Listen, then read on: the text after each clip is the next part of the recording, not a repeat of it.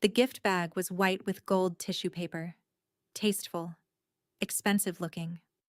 My mother-in-law handed it to me at my own bridal shower in front of 42 women who'd known her longer than they'd known my name. I pulled out the first item. A gym membership. 12 months, prepaid, to her country club fitness center. The second item. A cookbook called Feeding Him Right, a modern guide to cooking for your man. And at the bottom, a handwritten note on cream cardstock, in her perfect cursive. You'll need these more than a ring. Every woman in that room laughed. My future mother-in-law stood there beaming like she'd just given me the gift of a lifetime. My fiancé wasn't supposed to be there. Men don't come to bridal showers. But he walked through the door, picked up the gym membership, read that note, and said one quiet sentence that made his own mother cry in front of every woman she'd ever tried to impress. But that's not where this story starts. It starts 14 months earlier, the first time Vivian Whitfield looked at me and decided I wasn't enough. Welcome back to Calm Drama Stories. I'm Morgan, 31, a nurse practitioner in a small North Carolina town. This is the story of how my mother-in-law spent 14 months trying to control my wedding, and how one bridal shower gift bag ended 36 years of her reign. If you've ever sat at a family table and swallowed what you really wanted to say, stay for this one. Drop a comment and be sure to subscribe. I grew up in Brevard, North Carolina. Population 12,000 on a good day. My mother was a dental assistant at the only practice in town that took Medicaid. My father left when I was 9, packed a duffel bag on a Tuesday morning, said he'd be back by dinner, and never came back. Mom didn't talk about it. She just picked up extra shifts. I learned 2 things from watching her. Nobody is coming to save you, and you can cry after the work is done. I started working at 18. Night shifts at the Quick Mart on Asheville Highway, 11 p.m. to 7 a.m., 4 nights a week, while I took classes at Blue Ridge Community College during the day. I'd study pharmacology between customers buying cigarettes and gas at 3 in the morning. My first savings account had $412 in it. I remember the exact number because I'd never seen that much money with my name on it. Nursing school took 4 years. I graduated magna cum laude, not because I was smarter than anyone, but because I didn't have the luxury of failing. By 28, I was a nurse practitioner at Mountain Family Health Clinic in Hendersonville, 30 minutes from Brevard.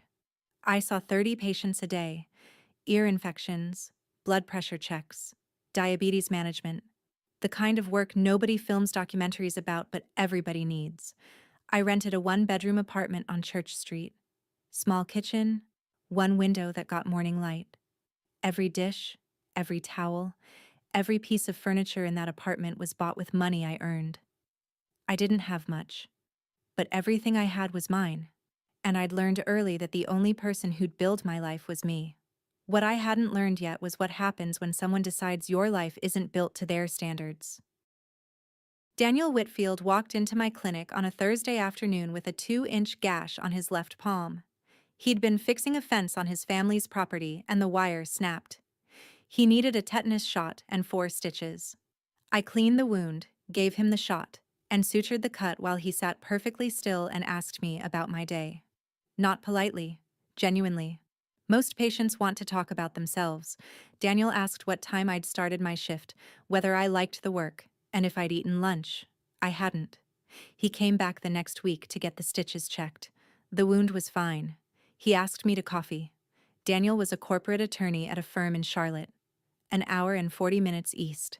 He drove to Hendersonville every weekend to check on his family's property and to see his parents. He was 33, quiet for a Whitfield, and had the kind of steady patience that I recognized from my own mirror.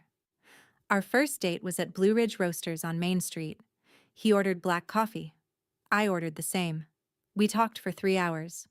He didn't mention his family's name, their house, or their money. Not once. By the 3rd date, I realized Daniel was the first man who asked about my work and actually listened to the answer. By the 6th date, I'd told him about my father leaving. He didn't try to fix it or explain it. He just said, "That must have been hard." And then he changed the subject, because he understood that some things don't need to be unpacked. They just need to be acknowledged. I was falling for him, and I'd have kept falling, quietly and happily, if it hadn't been for one thing. Then I met his mother. The Whitfield house sat on a hill on the west side of Hendersonville. Colonial style, white columns, circular driveway. The kind of house that makes you check your shoes before you walk in. Daniel brought me for Sunday dinner 3 months into dating.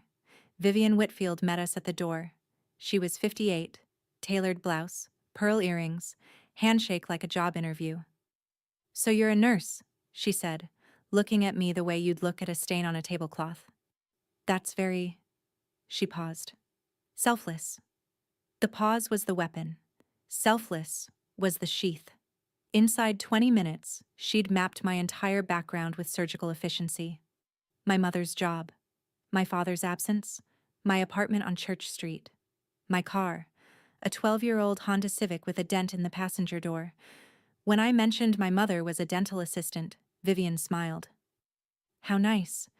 Gerald's mother was a surgeon. Gerald was Vivian's husband. 61, commercial real estate developer, built like a man who used to work with his hands and now paid other people to. He sat at the head of the table scrolling his phone and said almost nothing. Vivian had arranged the seating so I was at the far end of the table 3 chairs away from Daniel. Patricia, Daniel's older sister, 36, sat between us. She had the same pearl earrings as her mother. Dinner was filet mignon, asparagus, and a silence so thick you could butter it. When Daniel and I left, he apologized in the driveway. "She's like that with everyone at first," I said. "She's your mother. I can handle it." I meant it. I'd handled worse than a woman with pearl earrings and an opinion. What I didn't account for was that Vivian Whitfield didn't have opinions. She had campaigns. Patricia showed up at my apartment 2 weeks later, unannounced. "Just stopping by," she said, already scanning the living room like a home inspector with a grudge. She took photos. "For the family group chat," she explained, holding her phone at angles that captured the water stain on the ceiling and the IKEA bookshelf I'd assembled myself. That Thursday, my phone started buzzing with Patricia's suggestions. A text at 7 a.m. "Daniel prefers his shirts folded, not hung." Another at noon. "He doesn't like garlic, just FYI." A third at 9 p.m. "Mom thinks you should consider highlights. She has a great stylist." Each text was signed with a smiley face, as if a smiley face could disguise an order. I showed Daniel. He sighed. "That's just Trish. She means well." I wanted to believe him. Then Gerald called Daniel that weekend. I could hear Gerald's voice through the phone. Not loud, just steady. "Your mother just wants to be included. Is that so much to ask?" Gerald's contribution to every Whitfield conflict was the same sentence, rearranged slightly. "Your mother means well. Your mother is just excited. Your mother wants what's best." He was the director of logistics for Vivian's operations. He supplied the funding, she supplied the strategy. I started to see the architecture. Vivian controlled, Patricia enforced, Gerald funded, and Daniel was the product they were trying to protect. On her way out of my apartment that day, Patricia paused at the door. "You know, Vivian's last favorite for Daniel was a pediatrician from Asheville. Didn't work out. But she was lovely." She said lovely the way Vivian said selfless, like a compliment wrapped around a warning. Daniel proposed 11 months after our first date. At Blue Ridge Roasters. Same table, same black coffee. He didn't get down on one knee. He slid a ring across the table like he was passing a note in class. A simple solitaire on a thin gold band. I loved it. I loved him. I said yes before he finished asking. We called our families that night. My mother cried happy tears for 6 minutes straight. Vivian's response was silence. Then, "Shouldn't we discuss this as a family first?" Daniel said, "We just did, Mom." Morgan said yes. That weekend, Vivian hosted what she called an engagement celebration at the Henderson County Country Club. She'd booked the private dining room, ordered champagne, and invited 35 of her closest friends. She did not invite my mother. When I asked about it, Vivian said, "Oh, I assumed she'd be uncomfortable in this setting." My mother, who'd spent 30 years making nervous patients comfortable in a dental chair, would have been fine. But I let it go. I shouldn't have. At the party, Vivian introduced me to each of her friends using the same formula. This is Daniel's pause. Fiancé now, I suppose. Every introduction felt like a reluctant admission. Patricia took a photo of my ring and posted it in the family group chat. The caption, "Sweet, very dainty." I knew what dainty meant in Whitfield vocabulary. It meant small. It meant cheap. It meant not enough. Daniel squeezed my hand under the table and whispered, "The ring is perfect." I squeezed back. The ring isn't the problem. I was starting to understand something about the Whitfield family. Every event was a performance. Every performance had an audience. And Vivian was always the director. What I didn't know yet was how far she'd go to control a show that wasn't hers. Wedding planning started the next week. Daniel and I wanted something small. Outdoor ceremony at Wildberry Creek Vineyard, 45 minutes from Hendersonville, 80 guests, farm-to-table dinner, wildflower arrangements, cornflowers and black-eyed Susans, the kind that grew along the roads in Brevard. Within 7 days, Vivian had called the venue, not to ask, to add 40 additional guests, all hers, country club friends, church committee members, the school board chair's wife, people I'd never met and never would. She called the caterer and changed the menu. Farm to table was too casual. She ordered plated filet mignon with béarnaise sauce. She replaced the wildflower arrangements with white roses and eucalyptus. She did all of this without telling us. I found out when the venue manager emailed me a revised invoice, $14,000 more than our original budget. I called Daniel. "Your mother added 40 people and changed the menu." He was quiet for a long time. Then, "Let me talk to her." He talked to her. She cried. She said she was just trying to help. She said planning Daniel's wedding was a dream she'd had since he was born. She said Morgan was being rigid. Daniel came back to me and said, "I think she'll back off now." She didn't back off. I checked the venue's online portal the next morning. The guest list had been changed again. 3 more names added overnight. The login credentials had been shared with Gerald's email. They had access I didn't know about. That was the first time I realized Vivian wasn't helping. She was replacing me. Replacing the wildflowers with her roses. Replacing the 80 people who mattered with 120 people who didn't. And if I didn't stop it, she'd replace the bride too. I changed the venue password, removed Gerald's access, called the venue manager and told her that no changes were to be made without my direct authorization. Voice confirmation, not email. Vivian found out within 48 hours. She didn't call me. She called Daniel. "I understand," she told him, her voice smooth as church organ music. "It's your day. I'll step back." She did not step back. The next Saturday was my dress fitting. I'd chosen a bridal shop in Asheville, a small place run by a woman named Helen who'd been fitting brides for 30 years. I'd picked a simple A-line dress, clean, elegant, no beading. It cost $800 and it made me feel like myself. I was trying it on when Patricia walked in.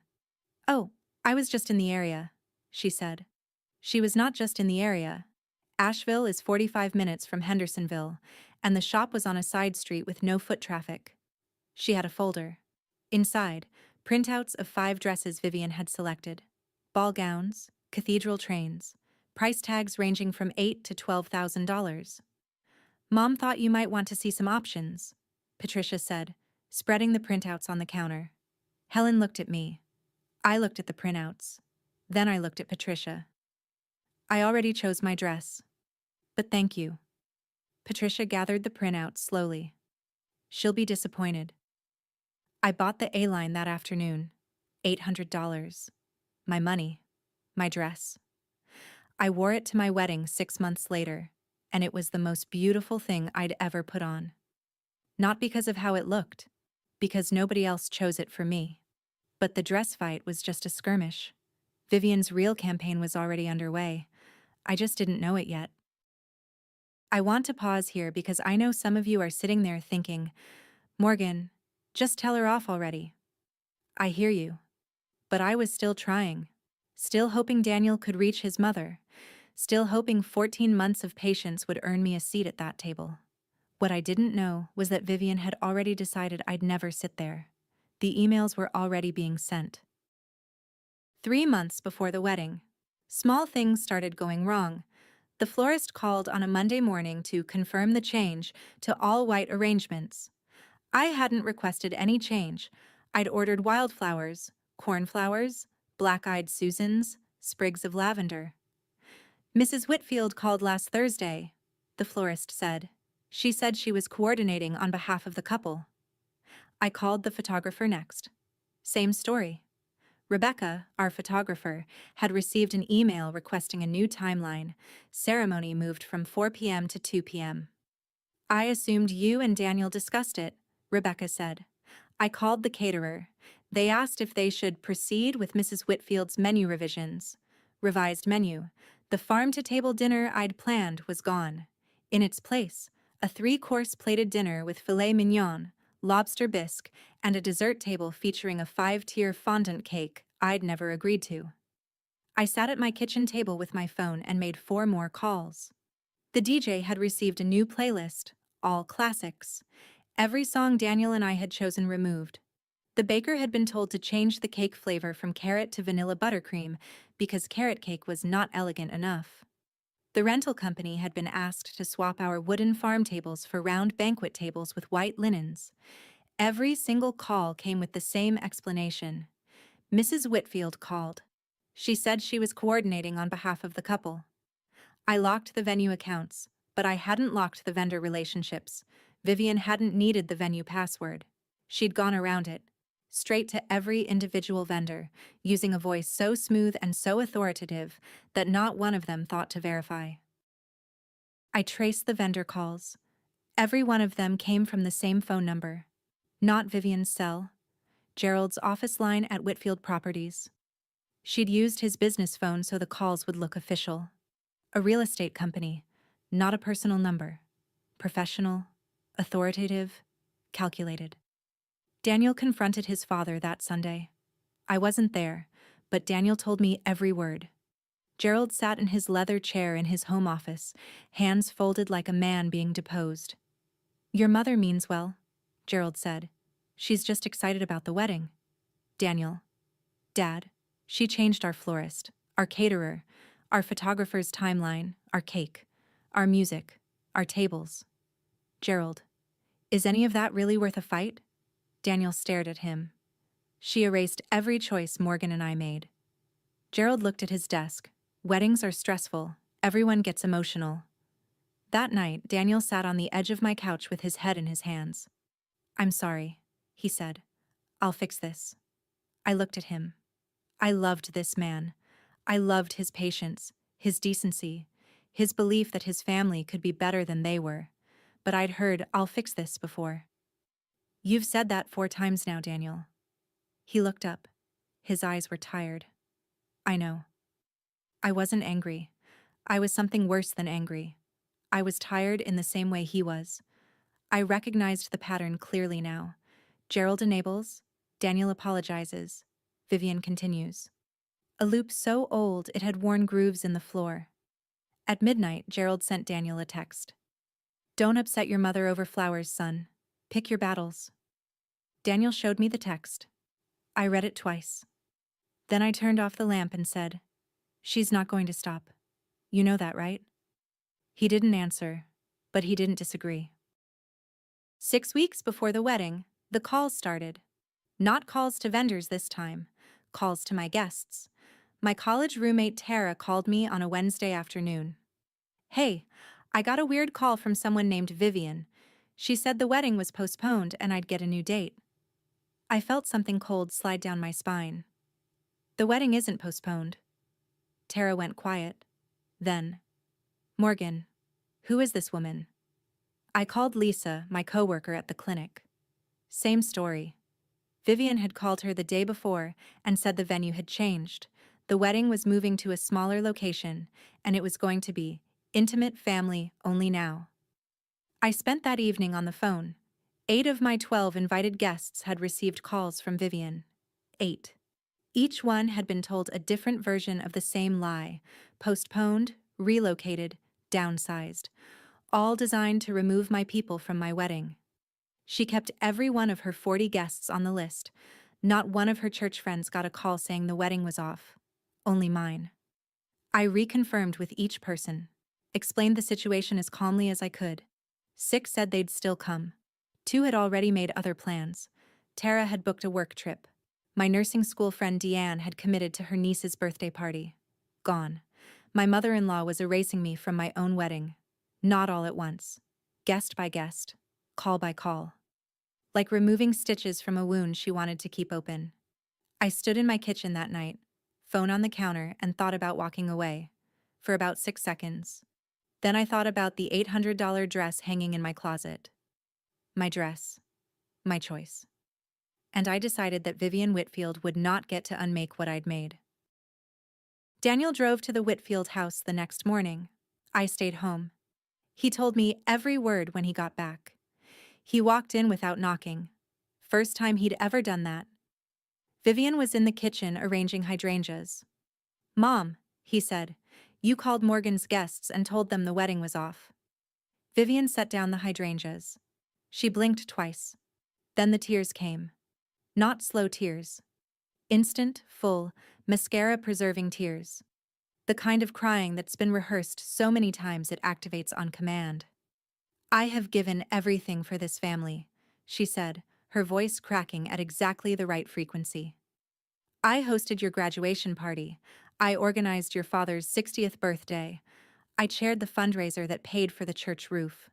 And now you're telling me I can't even help with my own son's wedding?" She escalated. "Your grandmother Rose never let me in either.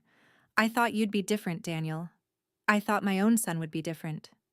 Patricia appeared from the hallway. Already there. Already listening. "Danny, Mom just wants to feel included. Morgan is being very..." She searched for the word. "Rigid." Daniel sat there for 40 minutes while his mother cried and his sister built the case that I was the problem. When he left, he called me from the driveway. His voice was flat. "Maybe we should let her have a few things." I was quiet for a long time.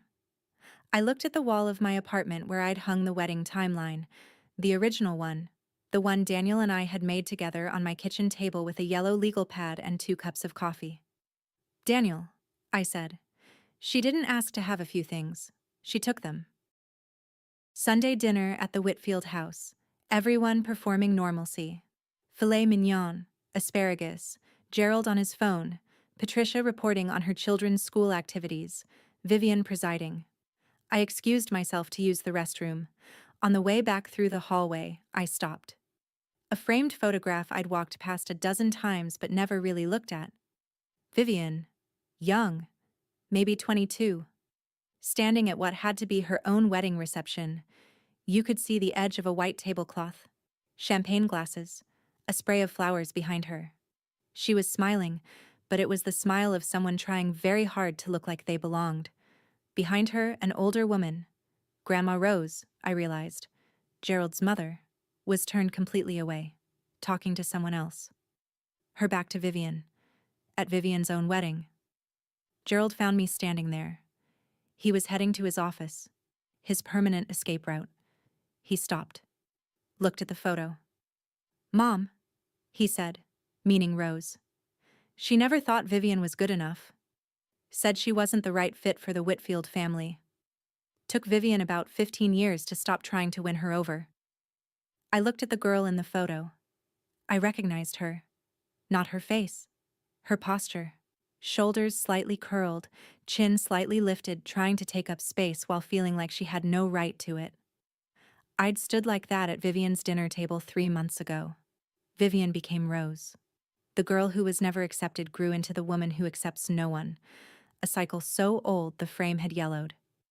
I felt sorry for that girl in the photograph. But that girl had 36 years to choose differently. 36 years to break the pattern. She didn't break it. She perfected it. Knowing why someone hurts you doesn't make the hurt optional. 4 weeks before the wedding, a Tuesday, I was charting patient notes at the clinic when my phone buzzed with an email notification. Rebecca, our photographer. The subject line, re, re, timeline update, Whitfield Meadows wedding. I opened it and my stomach dropped.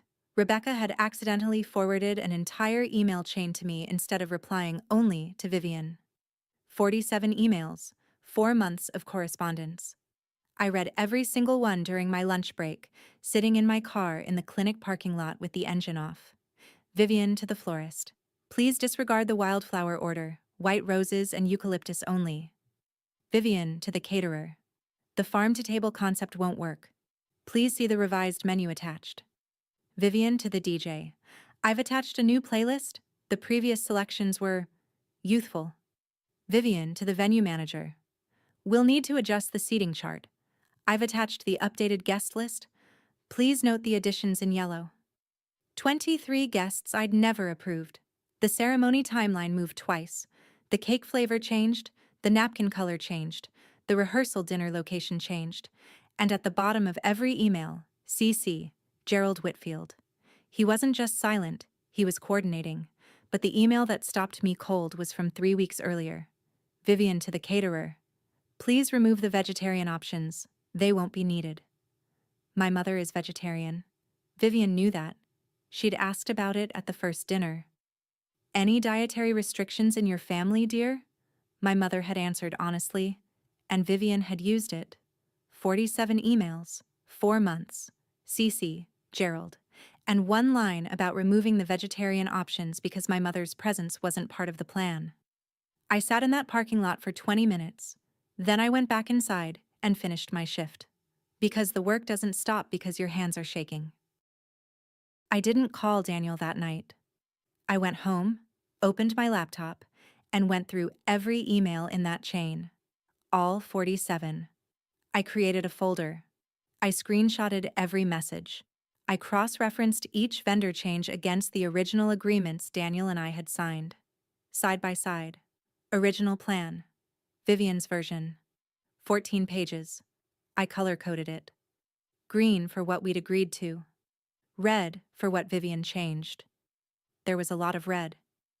Then I picked up the phone and called each vendor personally. The florist. I reconfirmed the wildflower order, gave her a new password for any future changes, and asked her to reject all requests that didn't include that password. The caterer. Same. The DJ. Same. The venue manager. Same. Every account relocked. Every vendor resecured. Every back door Vivian had walked through closed.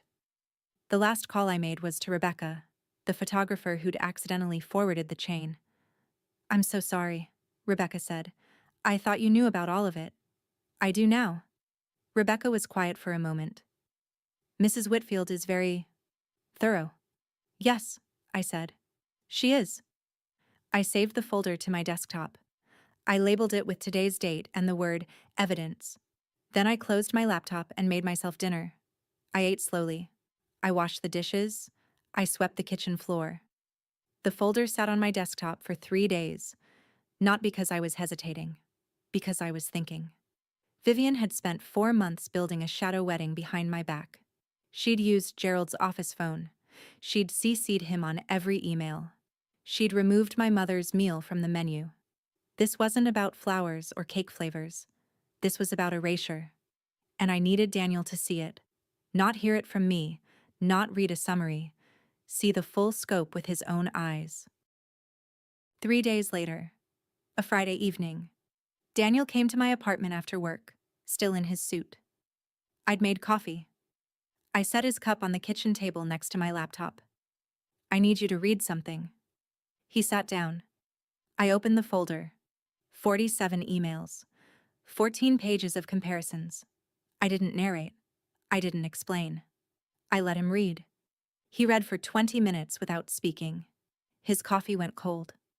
I watched his face go from confusion to recognition to something I'd never seen on Daniel Whitfield. Cold, quiet fury. He got to the email about the vegetarian options. His jaw tightened. She removed your mother's meal. Yes. He kept reading. He got to the CC line. Gerald Whitfield on every single email. He closed the laptop slowly. His eyes were red. Not crying. Past crying. I didn't know. I know you didn't. That's why I'm showing you, not telling you. He was quiet for a long time. The apartment was so still I could hear the refrigerator hum. What do you want me to do? He asked. I looked at him. This man I loved. This man who'd spent 33 years trying to keep peace with a woman who used peace as a weapon. I don't want you to do anything yet, I said. I want you to know what's real. And then I want you to decide what kind of family you want. Daniel stayed at my apartment that night. He didn't call his mother. He didn't call his father. He sat on my couch and read those emails 2 more times, and I could see something shifting behind his eyes. The last load-bearing wall of "she means well," cracking under the weight of 47 documented lies. I know what some of you are thinking. Why didn't you just cancel the wedding and walk away? I thought about it. For about 6 seconds. But I didn't build my life by running from hard things. I built it by showing up and doing the work. Vivian had 47 emails and a 14-month head start. I had a folder. And the truth. And sometimes the truth is the only weapon you need. 2 weeks before the shower, Vivian called Daniel. I'm hosting Morgan's bridal shower at the Laurel Room. I've already booked it, sent invitations, arranged everything. It's my gift to her. The Laurel Room was a restored barn-turned event space on the outskirts of Hendersonville. Exposed beams, Edison bulb string lights, farm tables. Vivian had hosted 3 committee events there. It was her stage, her territory, her lighting. The guest list, 42 women. 38 of them were Vivian's. Country club friends, church committee members, the school board chair's wife. 4 were mine, Jenna, my mom, Tara, and Lisa. Daniel told me over the phone. My first instinct was to decline. Then I stopped. I thought about the folder on my desktop, the 47 emails, the 4 months of secret coordination. I thought about who Vivian was. A woman who needed an audience, who needed control, who needed every room arranged in her image. A woman who couldn't help herself. If I said no, she'd tell everyone I was ungrateful. She'd be the wounded mother-in-law, and I'd be the difficult bride. But if I said yes, she'd have a stage. And people who need a stage eventually show the audience who they really are. Tell her yes, I said. Daniel paused. Are you sure? I'm sure. Let her host it. Let her plan every detail. Let her fill the room with her people. He was quiet for a moment. You think she's going to do something? I looked at the folder on my desktop. 14 pages of red. I think your mother can't resist an audience. And I think 42 witnesses is plenty. 3 days before the shower, I printed the folder. All 14 pages, emails, vendor comparisons, the line about removing the vegetarian options, the CC to Gerald on every message. I put everything in a manila envelope and set it on my kitchen table. Daniel came over after work. I slid the envelope across the table the way he'd slid the ring across the coffee shop table a year ago. Your mother is going to do something at this shower, I said. I don't know what exactly, but she will. When she does, you'll have a choice. He looked at the envelope. What's this? Everything you need to see. Not a summary. Not my interpretation. The actual emails. The actual changes. All of it. He opened the envelope and spread the pages on the table. He'd already read the digital versions. But printed, laid out side by side. Original versus Vivian's version, green and red. It looked like what it was. A blueprint for erasure. He read it again. Every page. Then he looked at me. What do you want me to do? I want you to be nearby on Saturday. Not at the shower. That's not your space. But close. And if Jenna texts you, come. He nodded slowly. The coffee shop across the street. 5 minutes away. And if she doesn't do anything? Then we have a nice shower and I say thank you, and we move on. He folded the pages back into the envelope. He held it against his chest for a moment, like a man holding something heavy he'd been avoiding. Then, I'll be at the coffee shop by 10:30. He didn't sleep that night. Neither did I. But it wasn't anxiety keeping us awake. It was clarity. Saturday, 11 a.m. I wore a blue sundress. Nothing fancy. Nothing that tried too hard. Jenna picked me up. She was my maid of honor, my coworker, and the best friend I'd ever had. She knew about the emails. She knew about the folder. She had Daniel's number saved as a favorite on her phone. "You okay?" she asked as we pulled into the gravel lot at the Laurel Room. "I'm ready," I said. And I was. I walked in and stopped 2 steps past the door. Photos. Everywhere. On every table. Every wall. Strung across the exposed beams on twine with tiny clothespins. Daniel at 5, learning to ride a bike. Daniel at 12, in a little league uniform. Daniel at prom.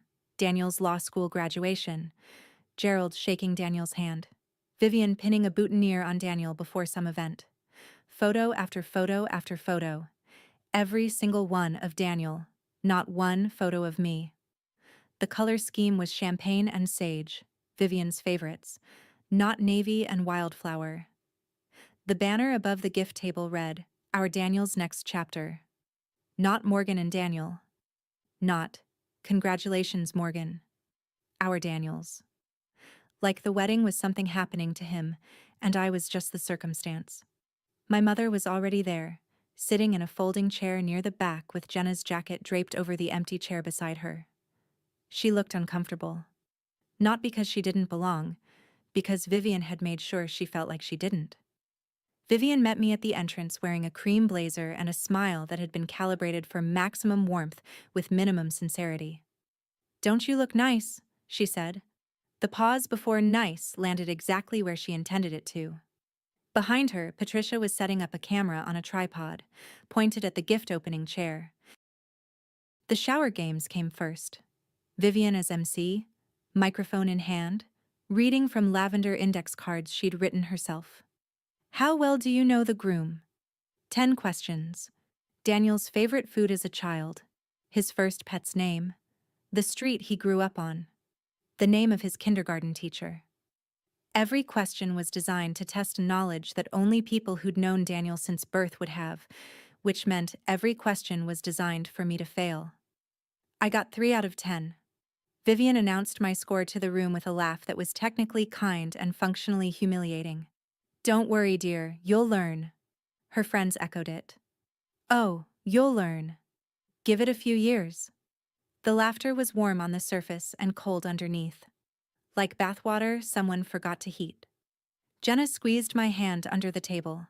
My mother adjusted her napkin, jaw tight, eyes on the floor. She'd raised me alone, worked double shifts, and driven 4 hours round trip every week for 2 years to visit me in college. She didn't say a word, because she knew, as I knew, that this wasn't a fight you win by arguing. This was a fight you win by waiting. Gift opening came next. My friends went first. A recipe box from my mother, handmade, with family recipes written on cards in her handwriting. A hand-knitted scarf from Jenna in the exact shade of blue I'd chosen for the wedding. A gift card and a sweet note from Lisa. Small gifts, real gifts. Vivian watched each one with the polite attention of someone waiting for the appetizers to end so the main course could be served. Patricia adjusted the camera angle. Then Vivian stood up. "I saved mine for last," she said, and she smiled. She carried the gift bag to me herself. White bag, gold tissue paper. She held it out like a communion offering. "I put a lot of thought into this," she said. The room went quiet. Not silent, but attentive. The way an audience gets right before the punchline. I pulled out the tissue paper. First item, a gym membership card. 12 months, prepaid, to the Henderson County Country Club Fitness Center. Vivian's club, where Vivian's friends worked out. Where Vivian would have been the one to see me walk in. Second item, a hardcover cookbook. Feeding Him Right, a modern guide to cooking for your man. The dust jacket featured a woman in a spotless kitchen wearing an apron and pearls. Third item, a handwritten note, cream cardstock. Vivian's perfect cursive. I read it once. Then I read it again. You'll need these more than a ring. Perfect cursive on cream cardstock, a gym membership to fix my body, a cookbook to fix my cooking, and a note telling me that being loved by her son wasn't enough. I needed to earn it by changing everything I was. One woman in the back gasped. Then Patricia laughed. Sharp. Performative. The kind of laugh that's an instruction to the room. This is funny. Laugh. And they did. Vivian's friends joined in. Then it was the whole room. 40 women laughing. Not all of them meant it, but enough of them did. Enough of them looked at the gym membership and the cookbook and the note and decided this was entertainment. My mother looked at the floor. Jenna's hand was shaking under the table. I could feel her reaching for her phone. I put the gym membership back in the bag. I put the cookbook back in the bag. I folded the note, carefully, along the creases, the way you fold something you intend to keep, and put it back. I set the bag on the table in front of me.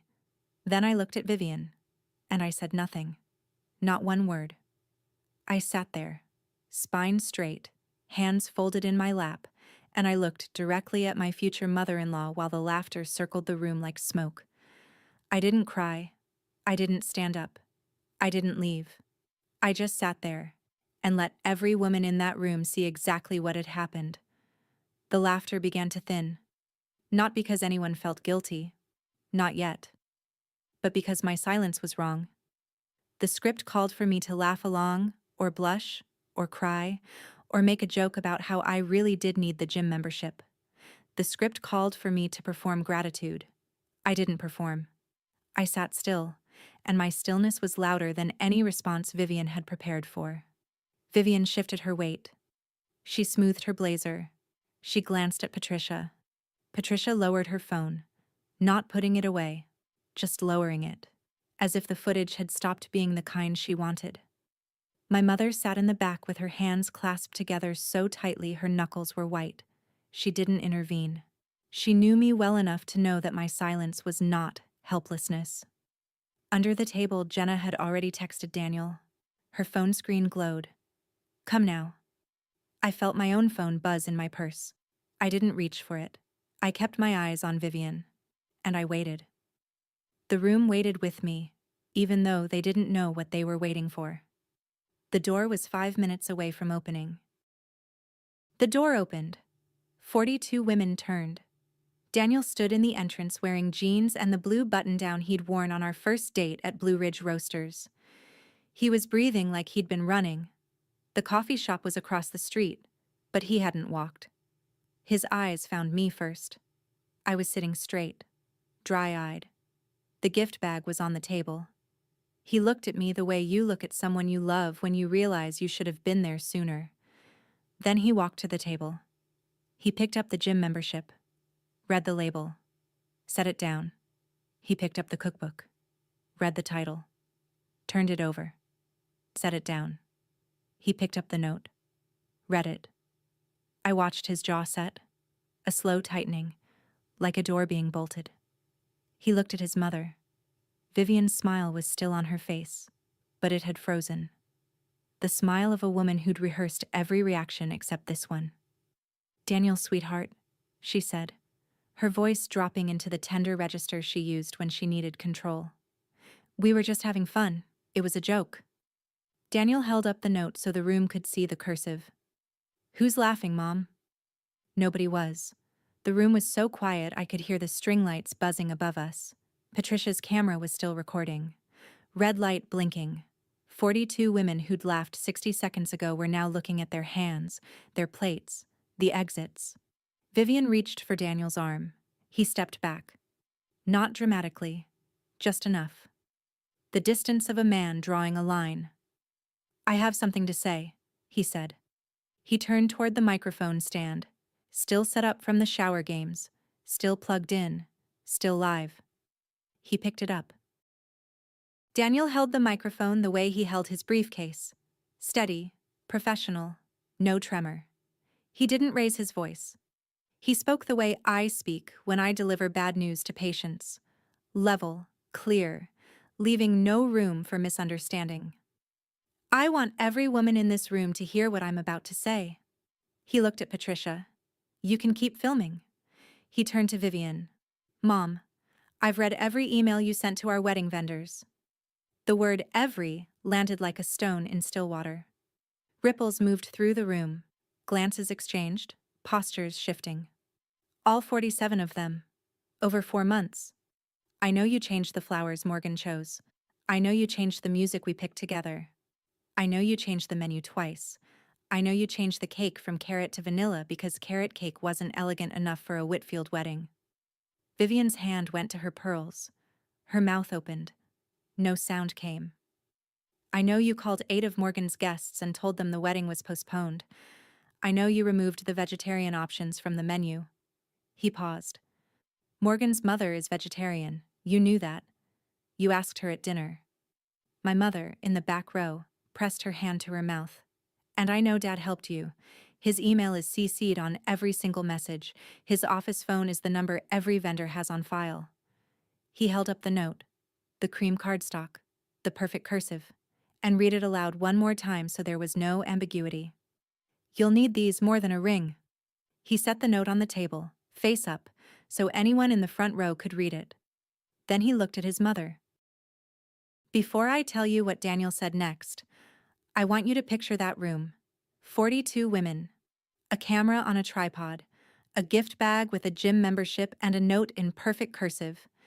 And my fiancé, holding a microphone he never should have needed. What would you have wanted him to say?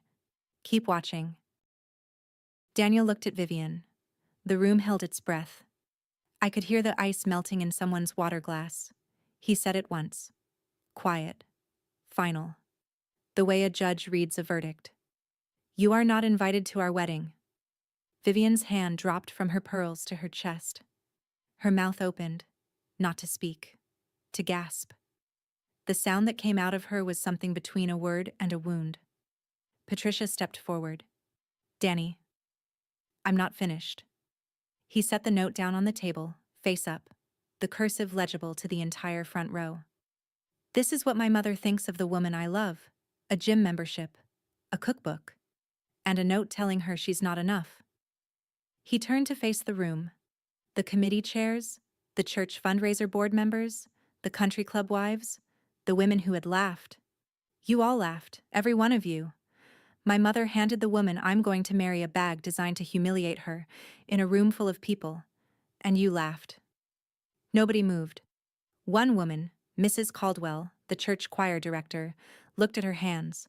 Her face was the color of the cream cardstock. Vivian found her voice. It came out high, cracked. Nothing like the measured tone she'd used for 36 years. After everything I've done for you, I raised you, I paid for your education, I built this family's name, and you're choosing her, a nurse from Brevard, over your own mother? She was screaming now. Mascara running, hands shaking. The woman who never raised her voice, who controlled rooms with a whisper and a pause, was standing in the middle of the Laurel Room shrieking at her own son while a camera recorded every word. I sat in my chair. I didn't speak. I didn't need to. Daniel had done what I'd given him the tools to do. I'd gathered the evidence. I'd built the case. I'd armed him with the truth and let him choose. And he chose me. Not because I asked him to, because the truth left him no other honest option. Vivian kept screaming. The words tumbled out in the wrong order, fragments of accusations,